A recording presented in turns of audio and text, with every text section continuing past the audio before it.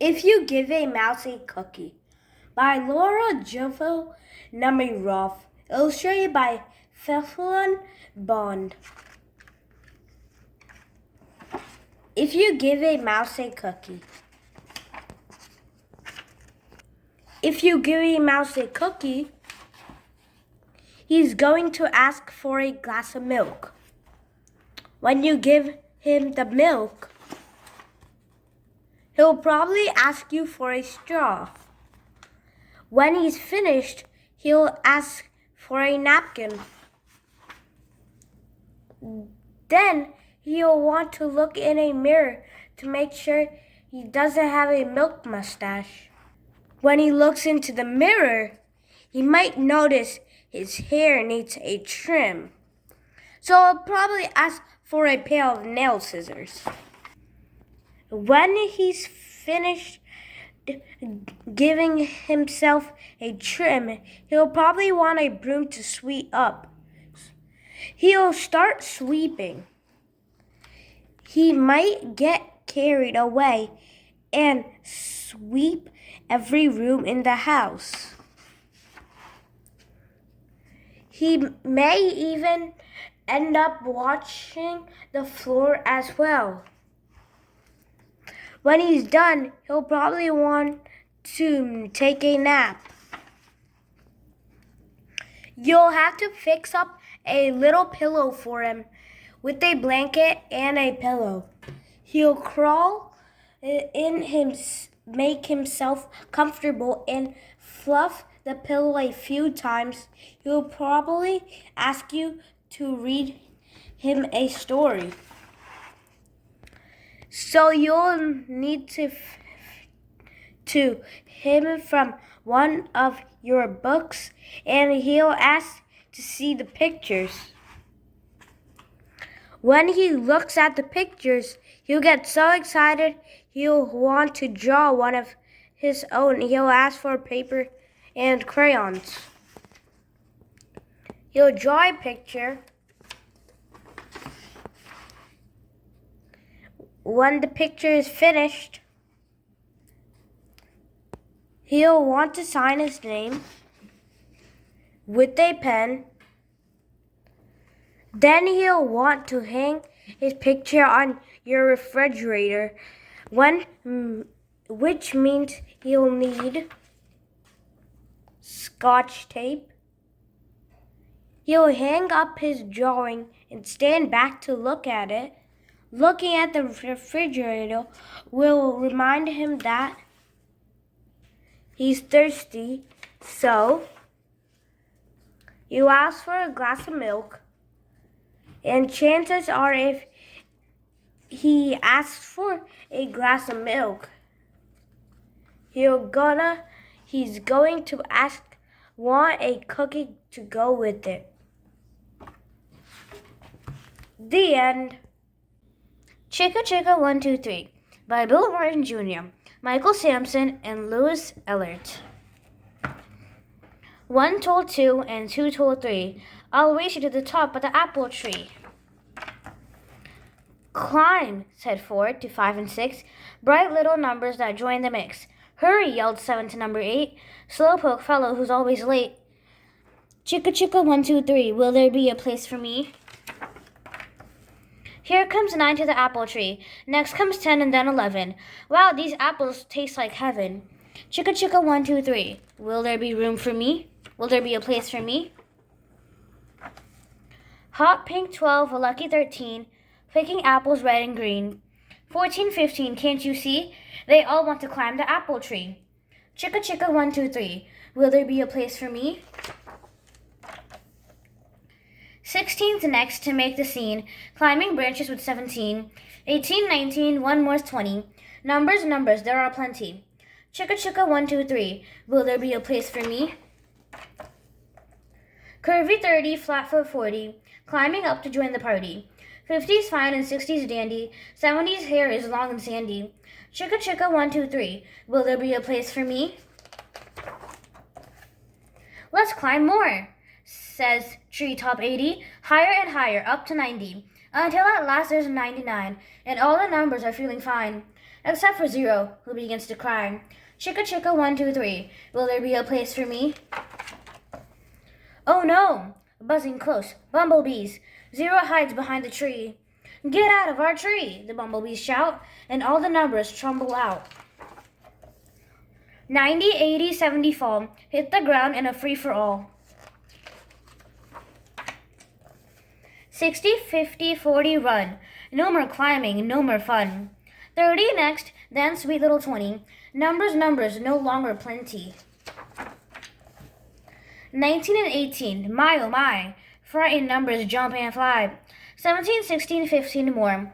Now 14 has hit the floor. And 13 too. Unlucky guy. 12 had almost touched the sky. Bent up 11. Wait, where's the 10? 9, 8, 7, follow then. Twisted 6 and top hat 5. 4, 3, 2, 1, take a dive. Chicka chicka 1, 2, 3. Now I know the place for me. Zero leaps into the sky. Brave little number, she's not shy. Zero lands on top of the tree. Joins with 10, now 100 you see. Chicka chicka 1, 2, 3. Here's the place that's just for me. All the numbers come back out, higher and higher as they shout. Chicka chicka 1, 2, 3. Zero's hero of the number tree. The end. My Mom Loves Me More Than Sushi by Philomena Gomes, illustrated by Ashley Spires. My mom loves me more than sushi. While the rolls squirt and squish out of my chopsticks, she easily brings the fish and sticky rice to her lips and smiles with her eyes closed. Japan and Korea. My mom loves me more than biscotti. I dunk my cookie in milk and she dunks hers in coffee. And then we let the moon tips melt in our mouths. Italy. My mom loves me more than huasca bread. We mash and braid the yellow dough with our bare hands, layer the braids to make a sculpture, and then wait forever for it to bake. Then we tear it apart and nibble it like mice. Czech Republic. My mom loves me more than kanja. When it's cold out, she makes soup from chicken, throws in rice, and I get to add lemon juice and mint leaves. As I slurp, it warms me right up to my earlobes. Portugal.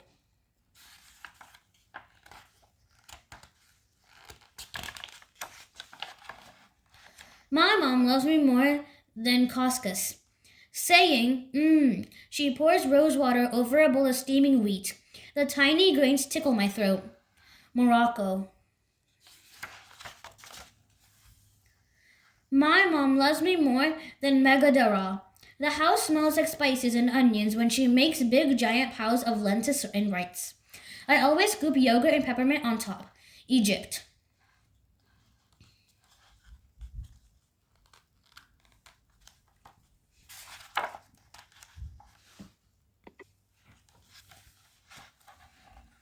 My mom loves me more than smorga astora. Just like a house, we build a huge sandwich cake out of bread and mayonnaise. Then we decorate the top and sides with cucumber, lettuce, tomatoes, and smoked salmon. Sweden. My mom loves me more than crepes. In the morning, the buttery smell calls me from my warm and comfy bed, and we roll very thin pancakes full of yummy treats like fruit and cream. France. My mom loves me more than jambalaya. While we dance to crazy music, she mixes tomatoes, peppers, rice and shrimp, and a lot of garlic. The final touch is spicy sausage, which makes my eyes water every time. USA. My mom loves me more than samosas. She folds and stuffs fat triangles with vegetables or meat. It is my job to arrange the colored sauces called chutney. I like to set them up like a traffic light, green, yellow, and red. India and Pakistan. My mom loves me more than sushi, biscotti, huasca, concha, couscous, magandara, smorgastarda, crepes, jambalaya, and samosas.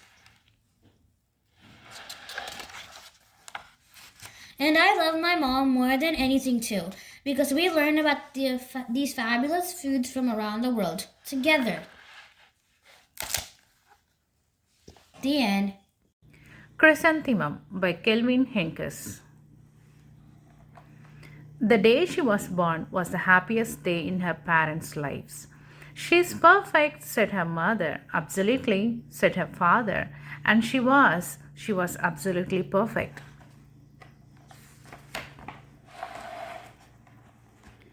Her name must be everything she is, said her mother.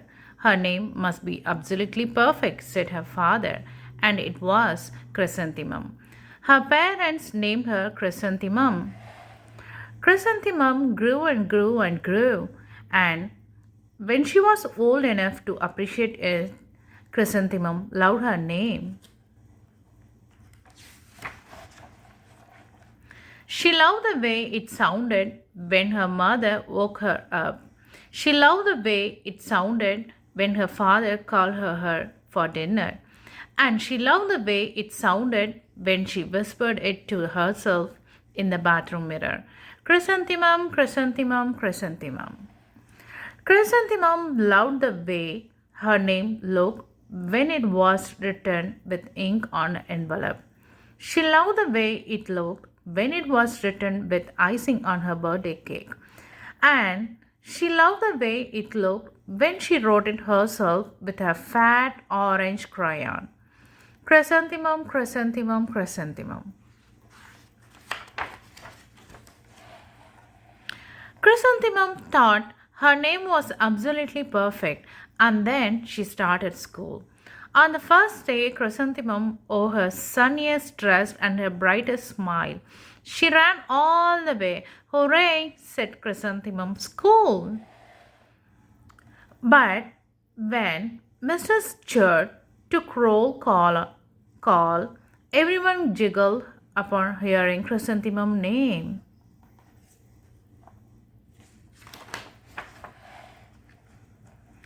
It's so long, said Joe. It scarcely fits on your name tag, said Rita, pointing. I am named after my grandmother, said Victoria. You are named after a flower? Chrysanthemum wilted. She didn't think her name was absolutely perfect. She thought it was absolutely dreadful. The rest of the day was not much better. During nap time, Victoria raised her hand and informed Mrs. Chad that Chrysanthemum's name was spelled with 13 letters. That's exactly half as many letters as there are in the entire alphabet, Victoria explained. Thank you for sharing that with us, Victoria, said Mrs. Chad. Now put your head down.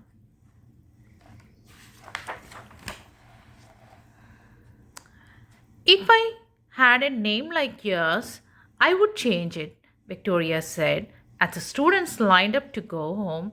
I wish I could, thought Chrysanthemum miserably.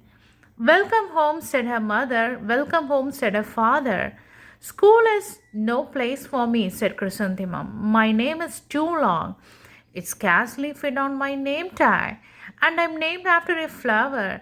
Oh, pish, said her mother. Your name is beautiful and precious and priceless and fascinating and winsome, said her father.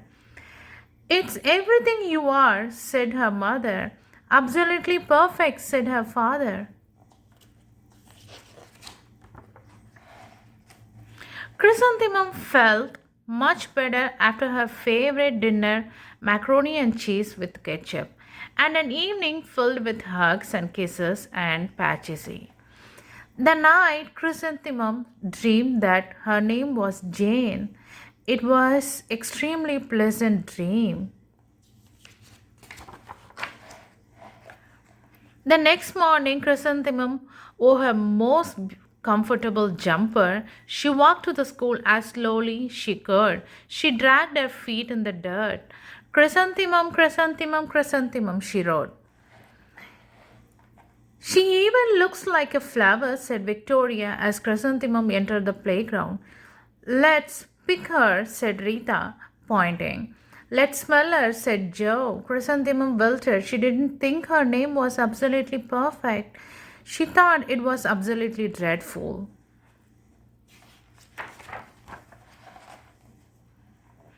The rest of the day was not much better. During nap time, Victoria raised her hand and said, a chrysanthemum is a flower. It lives in the garden with worms and other dirty things. Thank you for sharing that with us, Victoria, said Mrs. Church. Now put your head down. I just can't believe your name, Victoria said as the students lined up to go home. Neither can I, thought Chrysanthemum miserably.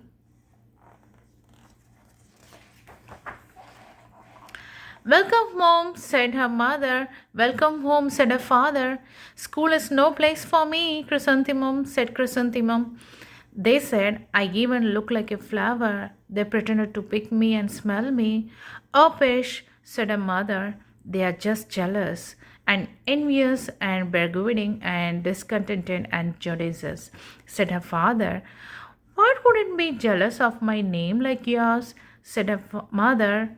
After all, it's absolutely perfect, said her father. Chrysanthemum felt a trifle better after her favorite dessert, chocolate cake with buttercream frosting, and another evening filled with hugs and kisses and pachisi. The night Chrysanthemum dreamed that she was a chrysanthemum. She sprouted leaves and petals. Victoria picked her and plucked the leaves and petals one by one until there was nothing left but a scrawny stem. It was the worst nightmare of Chrysanthemum life. Chrysanthemum wore her outfit with 7 pockets the next morning. She loaded the pockets with the most prized possessions and her good luck charms. Chrysanthemum took the longest route possible to school. She stopped and started at each and every flower. Chrysanthemum, chrysanthemum, chrysanthemum, the flowers seemed to say.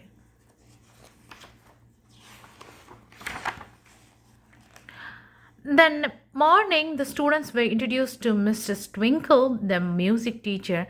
Her voice was like something out of dream, as was everything else about her. The students were speechless. They thought Mrs. Twinkle was an indescribable wonder. They went out of their way to make a nice impression. Mrs. Twinkle led the students in scale. Then she assigned role for the classic class musical. Victoria was chosen as a dainty fairy queen. Rita was chosen as a spiffy butterfly princess. Joe was chosen as all important pixie messenger, and Chrysanthemum was chosen as a daisy. Chrysanthemum, a daisy, chrysanthemum, a daisy. Joe, Rita, and Victoria chanted and thinking it was a wildly funny. Chrysanthemum wilted. She didn't think her name was absolutely perfect. She thought it was absolutely dreadful. What's so humorous? Asked Mrs. Twinkle. Chrysanthemum was the answer. Her name is so long, said Joe. It scarcely fits on a name tag, said Rita, pointing.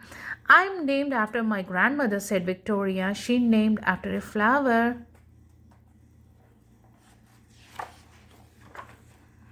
My name is long, said the Twinkle. It is, said Joe. My name would scarcely fit on the name tag, said Mr. Twinkle. It would, said Rita, pointing. And, said Mr. Twinkle, I'm named after a flower too. You are, said Victoria. Yes, said Mrs. Twinkle. My name is Delphinium. Delphinium Twinkle. And if my baby is a girl, I'm considering Chrysanthemum as a name. I think it's absolutely perfect. Chrysanthemum would scarcely believe her ears. She blushed, she beamed, she bloomed. Chrysanthemum, chrysanthemum, chrysanthemum. Joe, Rita, and Victoria looked at Chrysanthemum longingly. Calling me Marigold, said Joe. I am Carnation, said Rita, pointing. My name is Lily of the Valley, said Victoria. Chrysanthemum didn't think her name was absolutely perfect. She knew it. Overall, the class musical was a huge success. Chrysanthemum was absolutely perfect as a daisy. Victoria made the only mistake. She completely forgot her lines. As a dainty fairy queen, Chrysanthemum thought it would be. It was wildly funny, and she giggled throughout the entire dance of the flowers. Eventually, Mrs. Twinkle gave birth to the healthy baby girl, and of course, she named her Chrysanthemum. The end.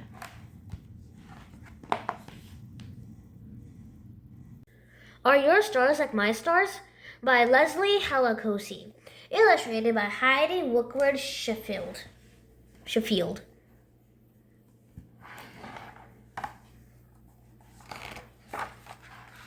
Are your stars like my stars?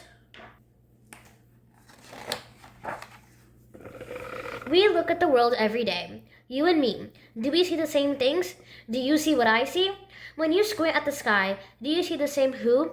Deep, wide, and open. Is your blue? When the sun gazes down, shining yellow and bold, is it warm, full of sparkle? Is your gold like my gold?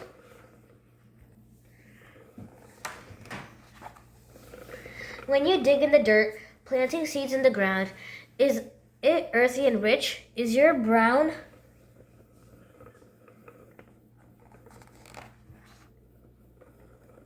like my brown? Do you splash in a puddle when the world is washed clean? Are the leaves fresh and bright? Is your green like my green?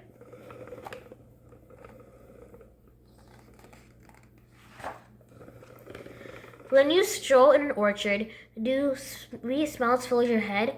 Is the fruit bold and flashy? Is your red like my red?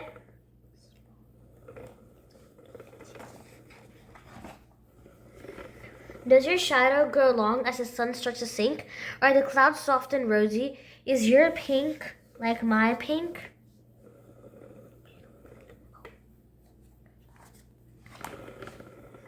When your eyes are shut tight, do you peek just to crack in the night, smooth and sleepy? Is your black like my black?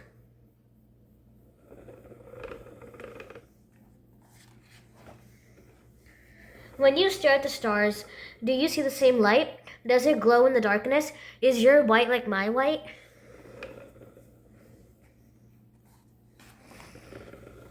We look at each other every day, you and me. Do we see the same things? Do I see what you see?